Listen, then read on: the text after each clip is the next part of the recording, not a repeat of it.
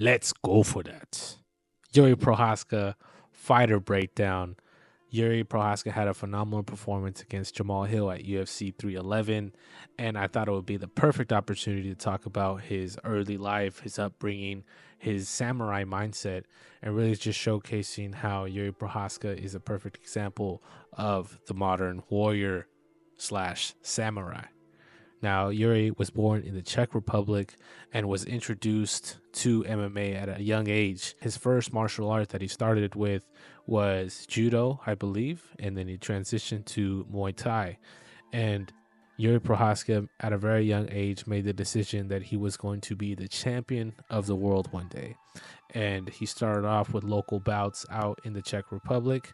And in 2015, he made his Ryzen debut in Japan. So Yuri took a different route from most fighters that are fighting in the UFC. He went out to Ryzen and completely dominated. When I say dominated, this dude freaking dominated out in Japan with 11 wins and only one loss. And he avenged that one loss for the championship title. So he was the champion before he transitioned to the UFC. And in 2020, he made his debut. He won by spectacular fashion in the second round.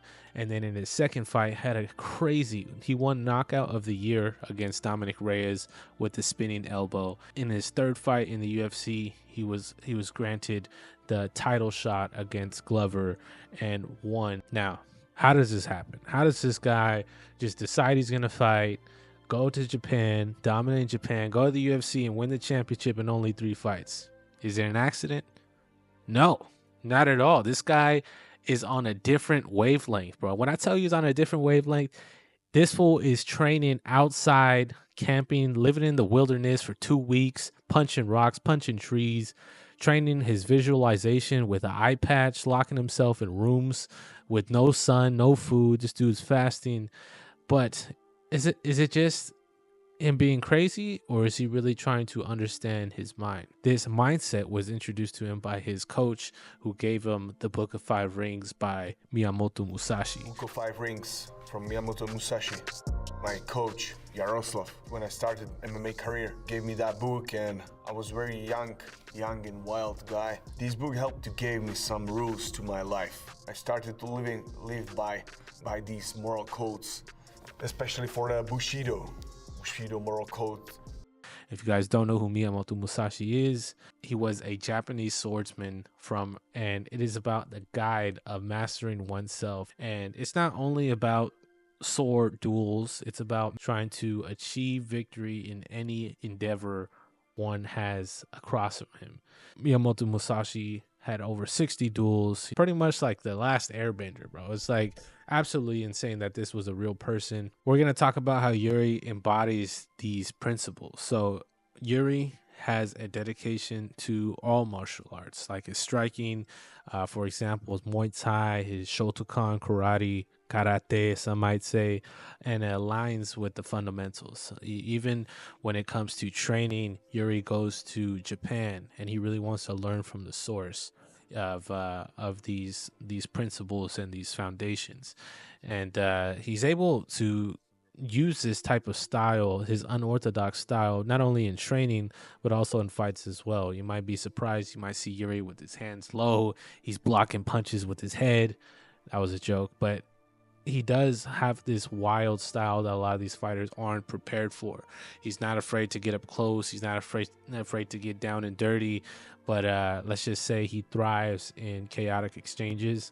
He also mentioned that he has a different approach when it comes to fights. He says he's not afraid to be close, and he really studies the fighters and philosophies and really tries to read his opponents while he's looking across from him. Now, you're probably seeing some stare downs between him and Alex, and those are intense, bro. Those are wild. And it seems like Yuri is on the rise to try to gain the championship belt once again against Alex Pereira. And it seems like Alex Pereira is the only person to give Yuri this type of challenge. Now, challenges are what make fighters. They have new challenges, new opponents, different strengths and weaknesses that he tries to develop in oneself. And I find this very inspirational just because we've been training jujitsu, and I think jujitsu also has those type of aspects of, having challenges, mental hurdles, things to overcome. And Yuri Prochazka is kind of the definition of someone who really takes it serious in a way to develop oneself into the person that they want to become.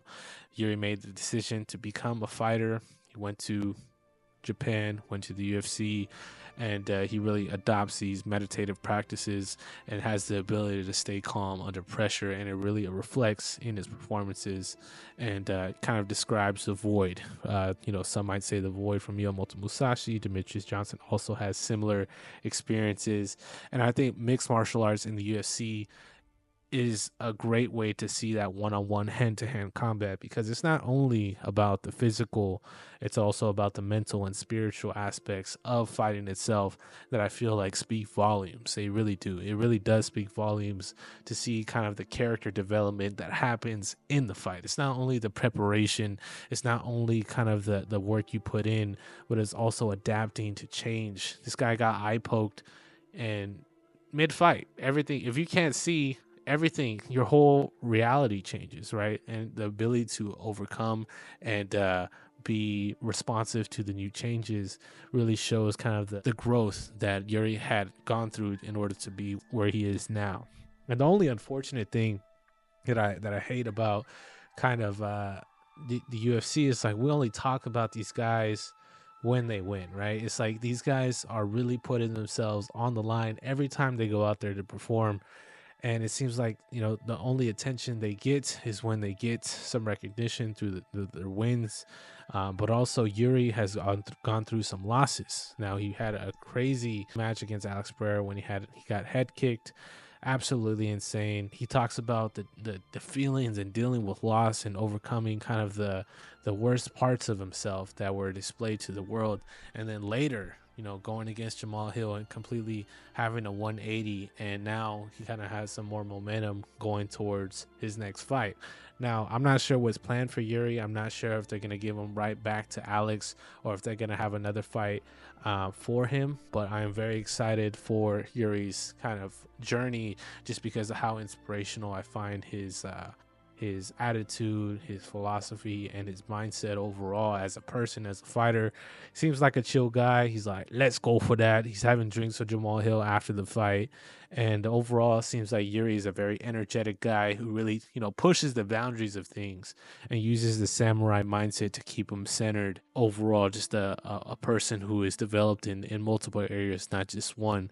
He has gone through a lot, and I feel like there's a lot of things that people can learn from this and apply it to their own lives when it comes to, developing oneself and becoming a better version, not only for the sake of just being better, but just to keep the energy right. Make sure you're in an environment that upbrings you and brings positivity, not only in a way that's only about yourself, but also uplifting others. And I feel like that's something we could all learn from. And I really enjoy watching his fights, and also the preparation leading towards fights, because it's not just like a game of tag out there. It's like there are severe consequences that can happen during a fight.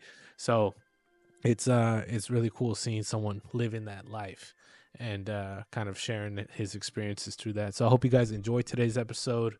I really enjoy these fighter breakdowns, and I'm excited for what Yuri has in store for the future. So let's go for that.